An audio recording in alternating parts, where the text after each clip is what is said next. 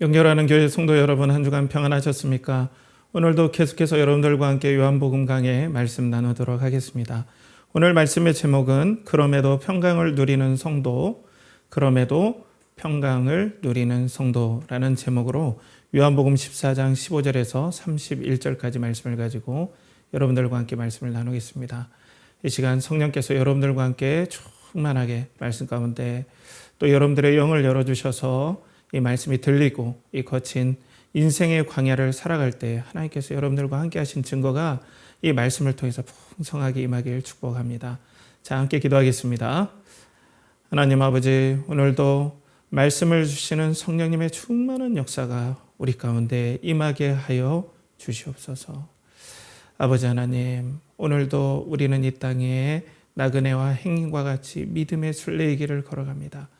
성령님께서 충만하게 임자해 주셔서 우리에게 용기를 주시고 은혜를 주셔서 하나님께서 함께 하시는 이 은혜, 성령님을 보내주시는 이 은혜가 얼마나 큰지를 아는 복된 은혜의 역사 있게 하여 주시옵소서.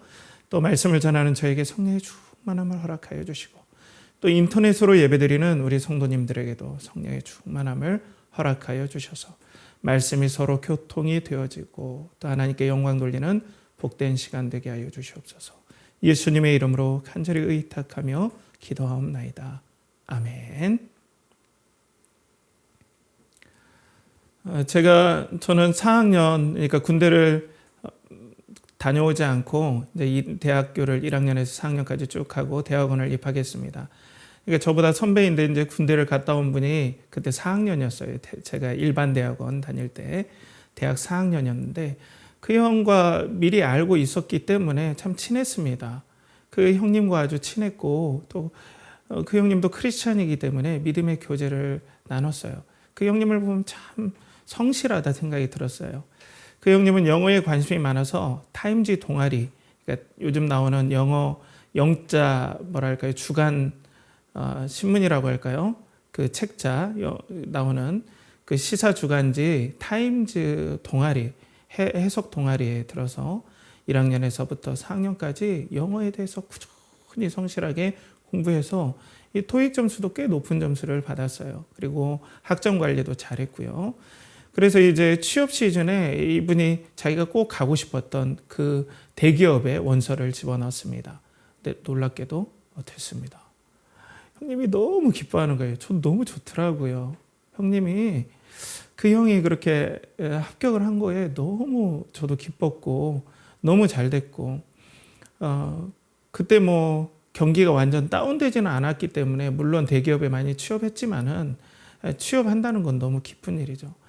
그 형님은 그 취업한 이후로 어떻게 회사 생활을 할까 행복한 꿈을 계속 꿨어요. 저랑 얘기하면서 그 회사에 대한 비전들, 그 회사가 가진 독특한 회사의 문화 이런 것들에 대해서 얘기하면서 너무 설레했습니다. 그리고 이제 11월 정도가 됐을까요? 그때 뉴스가 갑자기 긴급 타진이 되었습니다. 그것은 우리나라가 국제금융, 그러니까 IMF를 통하여서 IMF의 경제 위기를 우리가 맞게 된 것이죠. 그리고 그 형님이 지원했던 대기업, 그 정말 꿈에 부풀었던 그 형님이 너무나 가고 싶었던 그 대기업에서 연락이 왔어요. 지금 회사가 너무나 위기 가운데 있기 때문에 이번에 신입 회사원들 그 공채 채용을 이후로 무기한 연장하겠다 이렇게 연락이 왔습니다. 그때 그 형의 낙담된 그 얼굴, 실망한 그 얼굴, 너무나 아쉬워하는 그 얼굴이 지금도 잊혀지지 않아요. 너무나 아쉬워했어요. 저도 너무나 마음 아팠던 그런 기억들이 지금도 생생하게 기억이 납니다. 자, 우리가 크리스찬이고 이 땅에서 믿음으로 살아갑니다. 그런데 우리 크리스찬들이 믿음으로 살아갈 때 세상이 우리에게 주는 환경을 벗어날 수가 없어요. 경기가 불황이면 우리도 그대로 하나님의 백성이지만 경기의 어려움들을 그대로 맞이할 수밖에 없습니다. 특별히 요즘은 어떻습니까? 포기하는 세대라고 하죠. 몇 포, 3포 세대, 그다음 8포 세대 하다가 요즘에는 M4 세대, 계속 모든 걸 다 포기하는 세대다. 이런 젊은이들이 포기하는 일들이 많이 일어납니다. 왜냐하면 직장을 다니고 열심히 돈을 모아도 너무나 아파트 값이, 그리고 주거할 수 있는, 결혼하고 함께 가정을 꾸밀 수 있는 집값이 천정부지로 일평생 돈을 모아도 아파트를 하나 제대로 살 수 없는 서울권에서, 경기도에서. 그러다 보니까 이 사람들이 꿈을 잃어버리는 거예요. 크리스찬들도 이런 환경 가운데, 우리 크리스찬 청년들도 이런 환경 가운데 있기 때문에 이 청년들이 너무나 세상적인 압박과 어려움 가운데 자기의 꿈을 잃어버리고 낙심하게 되고, 또 때로는 신앙에 시험을 트는 경우가 너무나 많아요. 그러니까 세상 사람들은 이런 것들을 헤쳐나가기 위해서 젊은 청년들이 어떻게 그런 것들을 돌파해 나갔습니까? 우리가 코로나 이전이나 코로나 가운데 코인에 투자했죠, 청년들이. 그리고 주식에 투자했습니다. 주식 붐이 일었죠. 그리고 부동산 갭 투자를 청년들이 했습니다. 왜? 그냥 이렇게 봉급받고 내 미래가 없다. 이 봉급받고 나의 삶과 그리고 앞으로의 노후까지, 그리고 결혼을 한다면은 가정생활에 어느 정도 안정을 누릴 수 있는 기반을 도저히 내가 받는 월급으로는 불가능하다 해서 이런 일들을 많이 했는데, 안타깝게도 지금 모든 것이 다 폭락해 버렸습니다. 이런 환경 가운데 우리 크리스찬이 살기 때문에 영향을 우리도 받을 수밖에 없죠. 우리 크리스찬들도, 우리 청년 크리스찬들도 이런 환경 가운데 있기 때문에 세상의 어떤 포기하는 문화들, 낙심하는 문화들에 계속해서 영향을 받을 수밖에 없어요. 어떤 사람은 그렇습니다. 그러면 크리스찬들이 기도하고 뚫고 나가야지 그러냐고. 물론 우리는 기도해야 되고 이 환경을 위해서 기도해야 되는데, 이런 환경이 없게 해달라고, 이런 환경들이 완전히 새롭게 해달라고 기도하는 건 사실상 내일 아침에 해가 뜨지 말게 해주십시오 라고 해서 그 기도 응답을 바라는 거나 똑같은 거예요. 우리가 역사의 환경 가운데, 인간의 삶 가운데 사는 이 우리가 접하는, 우리가 대면할 수밖에 없는 이런 상황은 우리가 크리스찬이지만 하나님께서 허락하셨기 때문에 피해갈 수가 없습니다. 전쟁이면 전쟁, 기근이면 기근. 또 현재 경제 불안과 한국적인 상황에서 우리가 헤쳐나갈 수가, 사실상은 피할 수가 없는 거죠. 그렇기 때문에 성도들도 너무나 불안해요. 모든 사람들이, 우리 한국의 모든 사람들이 불안해합니다. 뒤처질까 봐 불안해요. 환경이 너무 불안하기 때문에 내가 아차하면은 이 큰 흐름 가운데 내가 낙오자가 될까 봐 너무나 다 불안해합니다. 아이들을 그래서 학원에 다 보내요. 뒤처질까 봐. 그러니까 뒤처지지 않으려고 온통 신경이 예민해져 있어요. 모든 사람들이. 성도들도 예민해져 있습니다. 어쩔 수 없어요. 그런데 우리는 성도 여러분, 크리스천이지 않습니까? 우리는 하나님의 백성이지 않습니까? 그렇다면 하나님의 백성으로서 이 땅에 살면서 이런 어려운 환경 가운데 정말 평안을 누릴 수 있는 방법은 없겠습니까? 우리 크리스찬들이 이 땅을 믿음으로 살면서 환경이 우리를 압박할지라도 정말 흔들리지 않는 평안함을 우리는 어떻게 살 수 있겠습니까? 오늘 말씀을 계속해서 여러분들과, 지난주에 우리는 하나님의 영광을 보면서 성도는 불안을 극복할 수 있다라는 그 은혜들을 나눴습니다. 현재 제자들의 상황이나 또 이 요한복음을 처음 받아본 수신자들, 처음 받아본 성도들의 상황이 엄청나게 어려운 상황이었죠. 제자들은 자기들이 열심히 따랐던 예수 그리스도, 인생을 걸고 따랐던 예수 그리스도께서 곧 죽을 수밖에 없다라는 사실을 계속해서 예수님을 통해서 상황적으로, 이제 십자가 가까움을 직감적으로 그들도 알게 되었고, 예수님의 메시지를 통해서 그들도 알게 되었죠. 또 이 말씀을 받는 유대인 공동체, 이 요한복음을 처음 받는 유대인 공동체들도 기존의 유대교를 믿는 유대인 공동체의 회당이라는 곳, 우리로 말하면 예배의 처소 비슷한 겁니다. 성전은 아니지만 거기에서 성경도 있고 안식일에 모임도 갖고 하는데, 이 회당을 중심으로 유대인 사회가 구성이 됐는데, 이 회당에서 예수 그리스도를 믿는 크리스찬들도 자연스럽게 회당에서 함께 예수님을 믿지만 같이 안식일을 보내고 또 예배도 드리고 이렇게 했었는데 이제는 유대인 사회가 예수 그리스도를 믿는 사람들은 다 쫓아내야 된다라는 그런 상황에 직면하게 되어서 이제 예수님을 믿는 크리스찬들이, 이 성경을 받는 크리스찬들이 삶의 터전을 잃어버리고 또 경제적인 안정에서 떨어져 나가고 이제는 로마의 핍박에 직면할 수밖에 없고 죽을 수밖에 없고 때로는 그리고 삶의 엄청난 고난 가운데 직면할 수밖에 없는 그런 위험한 환경, 어려운 환경 가운데 노출된 그런 것들을 우리가 지난 시간에 나눴습니다. 그 말씀의 연장이라고 하면 돼요. 지난주에는 하나님의 영광을 통해서 우리가 위기를 극복할 수 있다라고 했는데 이번에는 예수님께서 그것보다 더 발전된 그리고 하나님께서 위로해 주시는, 예수님을 통해서 위로해 주시는 그 말씀이 오늘 선포가 됩니다. 오늘 말씀에 보면은 15절에 이렇게 예수님께서 불안해하는 제자들, 예수님께서 그 십자가에 못 박히시는데 계속해서 예수님께서 팔려갈 것이고 돌아가실 수밖에 없다는 사실을 안 불안해하는 제자들에게 오늘 15절에 이렇게 말씀하세요. 15절에 보면 너희가 나를 사랑하면 나의 계명을 지키리라. 저는 이 말씀이 너무나 좀 뭐랄까요, 안 맞지 않은, 잘 맞지 않은 어색한 옷처럼 이 말씀이 흐름 가운데 너무나 이 말씀이 잘 해석이 되지 않았습니다. 예수님의 영광을 보고 예수님께서 위로해 주시는 그런 상황인데 너희가 나를 사랑하면 내 계명을 지키리라. 왜 나를 사랑하면 계명을 지킨다는 것이 예수님의 위로 가운데 포함이 됐을까? 아니, 예수님께서 그래, 너네들 정말 힘들지. 내가 너네들 너무나 함께한다. 이렇게 하지 않고 나의 계명을 지키는, 나를 사랑하는 자들이 나의 계명을 지키리라 라고 하면서 위로의 본문 가운데 이 말씀을 오늘 말씀을 하고 계십니다. 왜 그러셨을까요? 근데 사실 이 말씀이 오늘 평강에 관한 핵심적인 말씀입니다. 예수 그리스도를 사랑할 때, 공동체가 예수 그리스도를 사랑할 때, 교회가 예수 그리스도를 사랑할 때, 성도들이 예수 그리스도를 사랑할 때 하나님께서 풍성한 평강과 임재를 주셔서 이 거친 환경에서도 뚫고 나갈 수 있는 힘을 주신다는 것이 바로 메시지의 핵심을 이루기 때문에 이 말씀을 하시게 된 것이죠.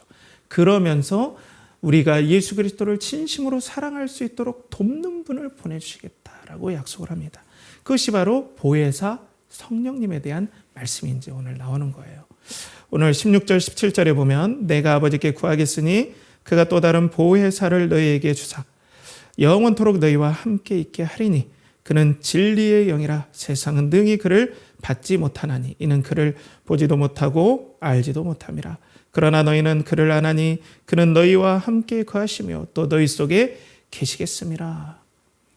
예수님께서 승천하시고 십자가에 돌아가시고 부활하시고 승천하신 다음에 성령님을 보내주시겠다. 이 성령님의 또 다른 명칭이 뭡니까? 또 다른 보혜사입니다. 이 보혜사라는 뜻이 한자로는 보호할 보, 은혜할 때 그 해, 그리고 선비사자죠. 보호해 주시는 분을 보내주시겠다. 예수 그리스도와 같이 똑같이 너희들과 제자들과 동행했던 예수님처럼 똑같은 역할을 하시는 또 다른 보혜사, 보호해 주시는 분을 보내주시겠다. 이게 원어로 파라클레이토스라는 이 헬라어입니다. 근데 이 헬라어로는 이 변호사란 뜻이 있고 보호자란 뜻이 있고 상담자란 뜻이 있고 검사로서 고소하는 고소자라는 뜻도 있습니다. 그렇기 때문에 성도들이 위험에 처했을 때 상담해주고 또 보호해주고 또 변호해주고 또 때로는 성도들이 공격받을 때 하나님 앞에서 강력하게 또 보호해 주실 뿐 아니라 또 영적인 공격도 해주시는, 그래서 성도들을 보호해 주시는 보혜사 성령님을 우리 가운데 보내주셔서 우리의 마음 가운데 영원히 있게 해주시겠다. 성령님의 임재를 지금 두려워 떠는 성도들에게 보내주시겠다라는 겁니다. 사랑하는 성도 여러분, 여러분 마음 가운데 성령님이 계심을 여러분들 꼭 믿으시기 바랍니다.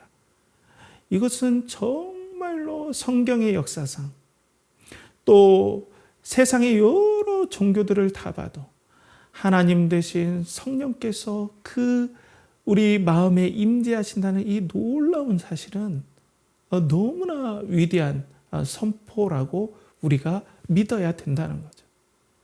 여러분 가운데 하나님이 계십니다. 먼저 이 은혜의 사실, 성령께서 우리 마음을 성전 삼아 계신다는 이 은혜의 사실에 여러분들이 큰 위로를 받으시길 간절히 축복합니다. 자, 이 성령님께서 우리를 오셔서 이렇게 보호해 주신다고 약속을 해 주시는 거예요. 그러면서 이 성령께서 아까 처음 말씀드린 것처럼 예수 그리스도를 사랑하도록 우리 마음속에 감동해 주시고 그 사랑할 때 하나님께서 약속하시는 것들이 있습니다. 자, 그게 뭐냐면은 오늘 20절 21절에 그날에는 내가 아버지 안에 너희가 내 안에 내가 너희 안에 있는 것을 너희가 알리라. 나의 계명을 지키는 자라야 나를 사랑하는 자니 나를 사랑하는 자는 내 아버지께 사랑을 받을 것이요 나도 그를 사랑하여 그에게 나를 나타내리라. 여러분, 성령께서 우리에게 임재하시면요 어떤 일이 일어납니까? 여러분 기도할 때 여러분들이 그런 일들을 체험하실 수 있을 거예요. 저도 감사하게 그런 은혜들을 부족하나마 체험하는데 성령님을 의지할 때 예수 그리스도께서 우리 안에 거하시는 그 은혜가 믿어져요.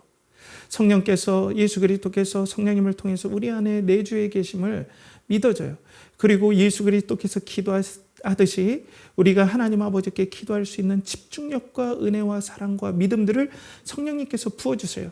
그렇기 때문에 우리가 기도하고 예배할 때 우리가 성삼위 하나님 안에서 성령께서 그냥 능력이나 초월적인 능력이 아니라 성부와 성자와 성령의 세 위격으로 구분된 세 인격으로 구별된 진정한 하나님으로서 우리와 함께 하시고 임재하시는 모든 은혜의 출발점을 성령의 임재하심으로 성령님께서 함께 하심으로 우리에게 이런 감동을 주신다는 거예요. 쉽게 얘기해서 우리가 이 땅을 살면서 성령께서 계시기 때문에 성부와 성자와 성령께서 우리와 임재해 계시는구나. 하나님이 나와 함께 하시는구나. 기도할 때도 말씀 읽을 때도 하나님께서 나와 함께 하시고 임재해 계시는구나. 그래서 예수 그리스도를 사랑하면 사랑할수록 그에게 나를 나타내리라 라고 약속하신 건 뭐예요? 우리가 환경적으로 어려움이 있고 또 세상의 인간의 역사 가운데 우리가 삶 가운데 살아갈 때 여러 환경적으로 부침이 있고 어려움이 있을지라도 하나님께서 함께 하신다는 임재가 강력하게 예수 그리스도를 사랑하는 성령님을 통해서 더 예수 그리스도를 사랑하도록 만들어 주시는 그런 성도들의 영혼 가운데 강력하게 하나님의 임재가 나타나서 이 어려움을 극복하게 해주신다는 약속이 오늘 보혜사 성령님을 보내주신다라는 이 은혜 가운데 들어있다는 겁니다. 그러면서 또 계속해서 말씀하시죠. 말씀이 너무나 귀하기 때문에 우리가 말씀을 좀 같이 이렇게 참고하는 게 매우 중요합니다. 26절, 27절에 보면 보혜사 곧 아버지께서 내 이름으로 보내실 성령 그가 너에게 모든 것을 가르치시고 내가 너에게 말한 모든 것을 생각나게 하시리라. 평안을 너에게 끼치노니 곧 나의 평안을 너에게 주노라. 내가 너에게 주는 것은 세상이 주는 것과 같지 아니하니라. 너희는 마음에 근심하지도 말고 두려워하지도 말라. 보혜사 곧 아버지께서 내 이름으로 보내실 성령 그가 너에게 모든 것을 가르치시고 생각나게 해주시겠다고 약속하시는 거예요. 성령님을 우리에게 보내주심으로 예수 그리스도께서 그러니까 이거는 좀 지금 말씀을 받는 성도들의 입장에서 생각하면 더 은혜가 됩니다. 그러니까 예수 그리스도를 믿는 성도들이 지금 유대인 회당에서 떨어져 나갔죠. 쫓겨나간 거죠. 그들로 모임을 갖는데 그 임재한 그 모임 가운데 성도들이 이제 모인 그 예배 처소에 성령께서 임하여 주시고 예수님께서 사도들을 통해서 주의 종들을 통해서 전해주신 그 말씀들을 생각나게 해주시고 감동하게 해주시겠다는 살아있는 말씀으로 함께 해주시겠다는 약속입니다.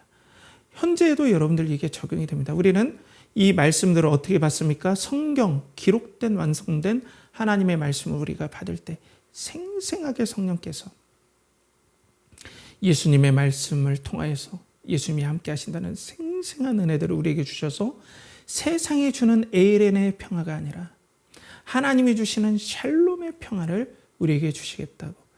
우리의 인간 세상이 앞전에도 말씀드렸듯이 우리도 불황의 여파를 맞고 불안한 사유에 안타까운 구조의 불안함에 우리도 노출되고 또 우리도 뒤처질까 봐 때로는 두렵기도 하고 국제 정세 여러 가지 지금 러시아의 관계, 중국과의 관계가 불안하죠. 또 세계 질서가 재편되는 이런 정말 예민하고 복잡한 상황 가운데 우리가 놓여 있고 그런 가운데 우리가 영향을 받을 수밖에 없지만은 오늘 성령께서 우리와 함께 하실 때 성령께서 말씀해 주시고 임재해 주시고 예수 그리스도를 사랑하게 해 주실 때 예수 그리스도께서 느꼈던 누리셨던 이 땅에 그 예수님을 대적하는 그리고 사탄의 수많은 공격에서도 그리고 예수 그리스도께서도 가난에 노출되셨고 핍박에 노출되셨고 심지어는 죽음까지 노출이 되셨지만은 그 평강 예수 그리스도의 평강을 우리에게 동일하게 부어주시겠다고 성령님을 보내주심으로 부어주시겠다고 오늘 약속하고 있는 것입니다. 사랑하는 성도 여러분, 이 땅에 살면서 우리는 앞에서 말씀드린 것처럼 정말로 어려움이 있습니다. 좀 환경이 안정됐으면 좋겠는데 어떤 일이 일어날지 우리도 사실 모르죠. 불안한 가운데 성령님을 우리 가운데 보내주셔서 평강을 주시겠다고 오늘 말씀하십니다. 그래서 불안한 이 땅을 사는 성도들에게 예수 그리스도께서는 성령님을 보내주셔서 우리에게 평강을 주시겠다고 오늘 약속하면서 불안해하는 제자들과 또 이 말씀을 받아보는 바로 요한의 공동체 그리고 이 요한복음을 받아보는 이 신앙 공동체들이 너희들 정말 상황이 엄청나게 두려운 상황이고 미래를 가늠하지 못할 정도로 너무나 무서운 상황이겠지만 내가 너희와 함께하고 성령님으로 임재하겠다. 내가 너에게 전한 모든 말씀을 성령님을 통해서 생각나게 해주고 또 내가 성령을 통하여서 너희 가운데 강력하게 임재한 그 임재의 능력을 통해서 세상의 불안을 이기게 해주겠다. 그래서 보혜사 성령님을 너에게 보내주시고 또 불안해할 수밖에 없는 이 환경 가운데 이 성령님을 통해서 예수 그리스도를 사랑함으로 평강을 누리게 해주시겠다고 지금 주님께서 약속하십니다. 사랑하는 성도 여러분, 우리의 은혜와 능력이 무엇입니까? 바로 성령님을 통하여서 세상에 없는 평강을 누리는 그것이야말로 성도들이 누리는 특권 중에 특권입니다. 우리는 이 특권들을 은혜로 받았죠. 그런데 성도 여러분, 우리의 현실이 어떻습니까? 오늘 말씀처럼 아마 이 말씀은 제자들이 느꼈던 것을 예수님께서 또 사도 요한을 통해서 이렇게 더 말씀을 대신해 주는 것 같다라는 그런 생각이 들어요. 오늘 18절에 보면 내가 너희를 고아와 같이 버려두지 아니하고 너희에게로 오리라. 이 말씀은 예수님께서 제자들의 마음을 알고 계신 거예요. 야, 우리가 고아 같다. 예수님 없으면 고아와 같이 완전 철부지와 같이 천덕꾸러기와 같이 우리가 살 수밖에 없다. 아무리 우리의 일생을 예수님께 다 맡기고 우리 인생을 다 들여서 여기까지 쫓아왔는데 예수님께서 이제는 팔려가신다고 하고 죽으신다고 하시니 우리가 너무나 불안하다. 고아처럼 정처가 없다. 이 고아라는 것은 가장 보호받지 못하는 고대 시대의 연약한 사람을 상징하는 거죠. 고아라는 거. 우리도 마찬가지로 아무 보호를 못 받는 것 같은 너무나 외롭고 쓸쓸한 일이 많아요. 경제적으로 어려워 봐요. 기도하지만 너무나 외롭습니다. 아무도 그 외로움에 함께 해주질 못해. 쉽지 않아요. 격려는 좀 할 수 있어도 그 우리가 너무나 이 환경 가운데 아무도 도와주지 않는 것 같고 아무도 우리 인생의 이 거친 광야를 가는데 누구도 우리와 함께 해주지 않는 외롭고 쓸쓸함이 이 환경 가운데 처해 있는 성도들의 이 삶 가운데 계속 느껴지는 거예요. 버려진 것 같고. 우리가 아프면 어떻습니까? 우리 아이가 아프면 저는 안타까워하지만 아이의 그 고통을 내가 덜어낼 수가 없어요. 안타깝게 지켜볼 수밖에 없습니다. 그러니까 고아와 같은 환경 가운데 우리가 있을 수밖에 없어요. 경제적인 불황이 오면 우리가 올 곳이 다 맞습니다. 우리가 건강이 나빠지면 올 곳이 다 맞아요. 관계 가운데 어려움이 처해봐요. 사람들과의 관계 가운데 우리가 상처를 입으면 그 상처를 올 곳이 다 맞아요. 그러면서 우리가 마치 이 땅에서 버려진 고아 같은 느낌들이 계속 들어요. 그러니까 하나님 앞에 우리가 평강을 찾아야 되는데 계속해서 환경이 너무나 우리를 압박하는 거예요.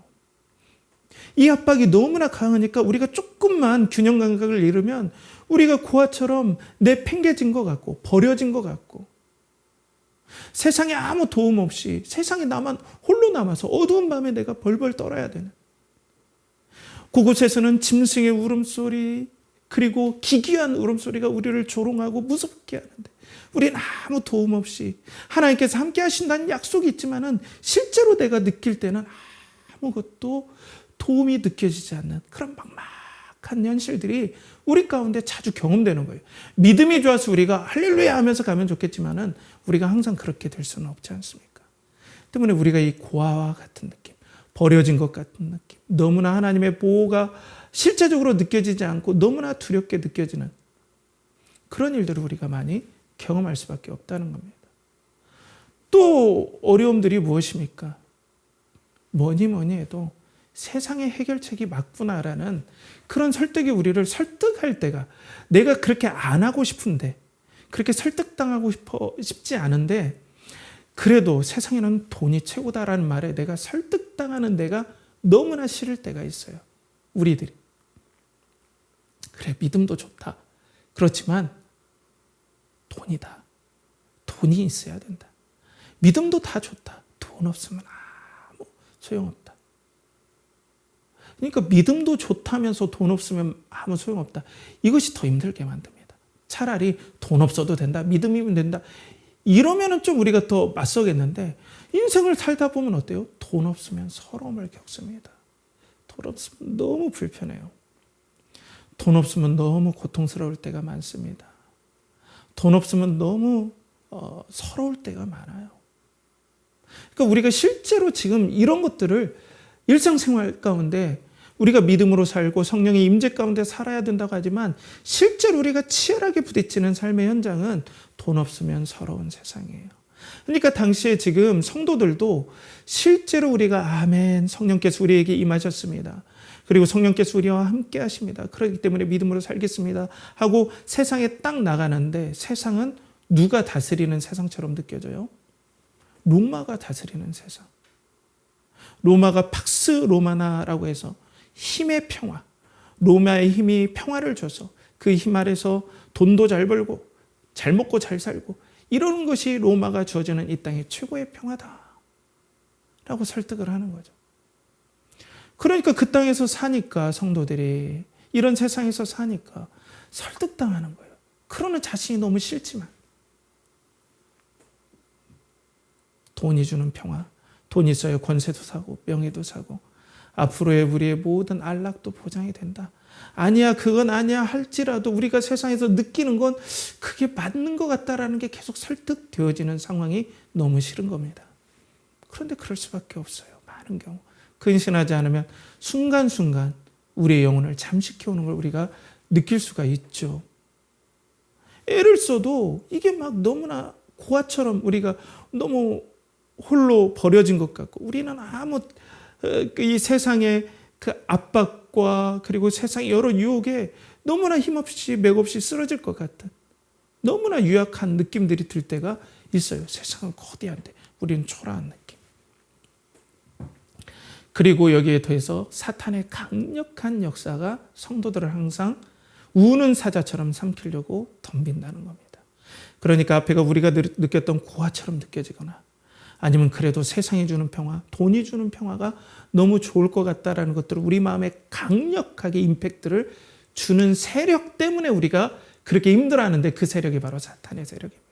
그러니까 뿌리는 바로 우리가 죄의 본성과 연약함인데 그것들을 계속해서 증폭시켜서 계속해서 고립감을 느끼게 하고 고아처럼 버려졌다라는 느낌을 더욱더 증폭시켜주고, 돈이 최고다라는 마음들을 더욱더 증폭시켜줘서 성도들을 완전히 압도해버리고 믿음으로 살지 못하도록 완전히 제압해버리고 눌러버리는 역할, 강력한 역할을 이 사탄이 하는데, 이걸 뚫기가 쉽지 않습니다. 이 영적 싸움이 쉽지가 않습니다. 가장 치열한 전투입니다. 조금만 근신하지 않으면 금세 우리의 마음의 영역들을 거의 다 점령해 버립니다. 이게 사탄의 강력한 역사죠. 수많은 믿음의 성도들이 이 사탄과의 치열한 싸움에서 정말 믿음으로 싸우다 얼마나 많이 쓰러졌습니까? 사탄은 그런 것들을 마치 성경에서 우리가 읽을 때 역으로 우리에게 자랑하죠. 다윗도 쓰러뜨렸다. 베드로도 쓰러뜨렸다. 아브라함도 쓰러뜨렸다. 이삭도 쓰러뜨렸다. 너희라고 그것이 가능할 것 같냐라고 우리를 조롱하죠. 그러니까 이렇게 사탄이 주는 영적인 압박이 앞에서 말씀드린 이런 여러 압박을 통해서 고립감으로도 나타나고 또 돈이면 다 된다라는 우리가 설득당하는 그게 세상 말로 좀 불쾌하지만은 왠지 맞는 것 같은, 나는 인정하기 싫지만 사실상 그게 맞는 것 같은 설득되어지는 그런 마음을 증폭시키는 게 이 사탄의 역사인데 이걸 너무 뚫기가 힘들어요. 우리는 예수 그리스도께서 주시는 성령의 임재 가운데 평안이 있음을 알고 예수 그리스도의 임재면 우리가 모든 것들을 할 수 있다는 걸 우리가 알고 의지하려고 하는데 사탄의 강력한 역사 우리를 고립감을 이렇게 들게 만든다는 거예요. 사랑하는 성도 여러분, 여러분들에게 은혜가 있기를 축복합니다. 여러분들 결코 아버지 하나님께서는 여러분들을 버리시지 아니하시고 아버지 하나님께서는 절대 여러분들을 떠나시지 않습니다. 여러분 힘을 내십시오. 이 어려운 환경 가운데 힘을 내십시오. 두려워하지 마십시오. 먼저는 예수님께서 그러면 이 사탄을 어떻게 하시겠다고 약속하십니까? 오늘 본문 30절에 보면 이렇게 나와 있죠. 이후에는 내가 너희와 말을 많이 하지 아니하리니 이 세상의 임금이 오겠음이라. 그러나 그는 내게 관계할 것이 없으니. 성도 여러분, 이제 예수 그리스도께서 십자가에 못 박히면 마치 사탄이 이 세상의 통치자라고 본문에는 룰러라고 이렇게 나옵니다. 이거 원어에서는 통치자, 임금이 오겠다. 이게 사탄을 뜻합니다. 그러니까 예수께서 십자가에 못 박히실 때 마치 사탄이 승리한 것처럼 사탄이 지배한 것처럼 느껴질지 모르겠지만 그는 내게 관계가 없느니라. 관계할 것이 없다. 이게 원어적으로 보면 뭐냐면 nothing이에요. nothing. 영어로 보면 아무것도 아니다라는 거예요. 사탄은 자기가 승리한 것 같지만 나의 권세와 능력으로 이것들은 아무것도 아니게 패배당할 것이다 라고 약속을 하고 있어요. 사랑하는 성도 여러분, 그러니까 평강의 약속이 우리에게 유효한 겁니다. 평강의 약속이 여러분 분명 승리할 수밖에 없고 예수 그리스도의 약속처럼 사탄을 제압할 수밖에 없습니다.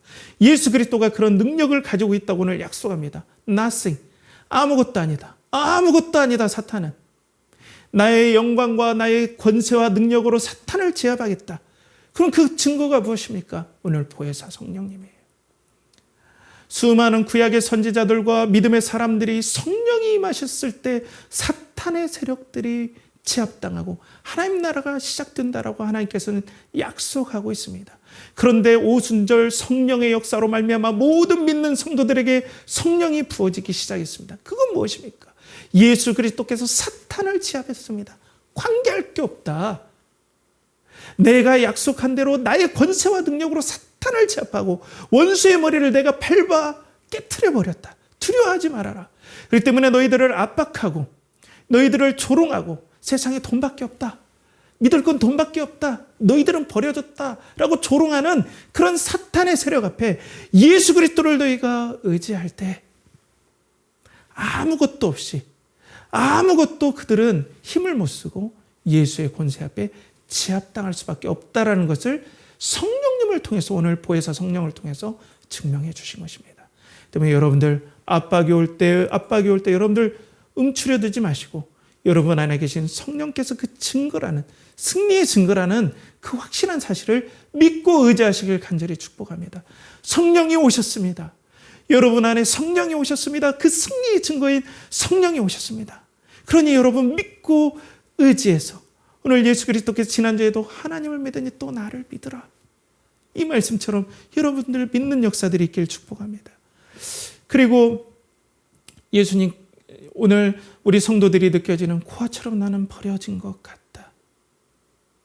이런 우리 고립감을 느끼잖아요. 그런데 여러분 사실 고아처럼 이 땅에 보내주신 분은 바로 예수 그리스도이십니다. 하나님의 영광의 보좌를 떠나 왕궁도 아니고 마구간에서 예수 그리스도는 태어나시고 가난한 갈릴리에 있는 목수의 가정에서 태어나게 하시고 생계를 위해서 일을 해야 됐고, 이 땅에서 사람들이 모욕할 때 그 모욕을 다 받으셔야 됐고, 조롱할 때 조롱을 받으셨고, 핍박할 때 핍박 받으시고, 오늘 제자한테 배신당하시고, 완전 고아처럼 버려진 것 같은 분이 바로, 그래서 나는 벌레요 사람이 아니라 구약에 있는 이 예언이 예수 그리스도에게 임한 것을 성경에서 보여주지 않습니까? 그 정도로 버려지고 십자가에서 버려지고 죄인으로 여김 받아서, 죄인이 아닌데 온전히 버려지시고 고아처럼 버려지신 분은 바로 예수 그리스도시라는 겁니다. 그런데 하나님께서 예수 그리스도에게 성령님을 보내주셨습니다. 그리고 이 땅에서 그 엄청난 고립감이 드는 환경들을 예수 그리스도께서는 성령님을 의지하면서 뚫고 가셨습니다. 그걸 통해서 뭘 보여주십니까, 여러분? 여러분 가운데 지금 우리는 마치 하나님의 자녀인데도 세상에서 고아처럼 버려져 버리고 아무것도 의지할 것 없고 세상의 모든 환경이 우리 가운데 다 맞아지고 세상의 모든 관계의 상처가 우리 가운데 다 스크래치를 내고 상처를 주는 환경 가운데 있지만, 하나님께서 예수 그리스도께 보내주신 그 성령을 우리에게 보내주심으로 말미암아 예수 그리스도께서 성령을 의지함으로 이 땅에 사셨듯이 동일하게 우리에게도 성령을 보내주심으로 예수 그리스도처럼 살 수 있게 해주심을 하나님께서 예수님을 통해서 먼저 본을 보여주시고 우리에게도 그렇게 성령님을 보내주신다는 겁니다. 여러분, 하나님은 정직하십니다. 되지 않는 것을 억지로 하시는 분이 아닙니다. 얼마나 좋으신 아버지 하나님이십니까? 자기 자녀에게, 자기 사랑하는 독생자에게 고아처럼 이 땅에 보내주시고 성령님을 보내주셔서 이 땅에 살 수 있음을 우리에게 증명해 주신 다음에 우리에게도 성령님을 보내주셨습니다. 그거 뭡니까? 내가 고아처럼 너네들이 버려진 것 같지만 절대로 너네들을 버리지 않는다. 성령님이 그 증거다. 성령님을 통해서 너희들을 보호하고 또 상담하고 또 이끌어주고 또 보호해주겠다라고 오늘 약속하는 것입니다. 사랑하는 성도 여러분, 그리고 예수 그리스도에게는 평강의 자신감이 있으셨어요. 돈이 주지 못하는, 명예가 주지 못하는, 돈이면 다다라는 세상에서 예수님께서는 호통을 치듯이 그게 거짓 평안이라고 마치 발가벗기듯 증명하시듯이 예수님께서는 예수님이 주시는 평강에 자신이 있으셨습니다. 오늘 본문 27절에 보면 평안을 너에게 주노니, 평안을 너에게 끼치노니 곧 나의 평안을 너에게 주노라. 내가 너에게 주는 것은 세상이 주는 것과 같지 아니하니라. 너희는 마음에 근심하지도 말고 두려워하지도 말라. 사랑하는 성도 여러분, 평안을 주는데 누구의 평안을 주신다고 약속하십니까? 나의 평안입니다. 나의 평안.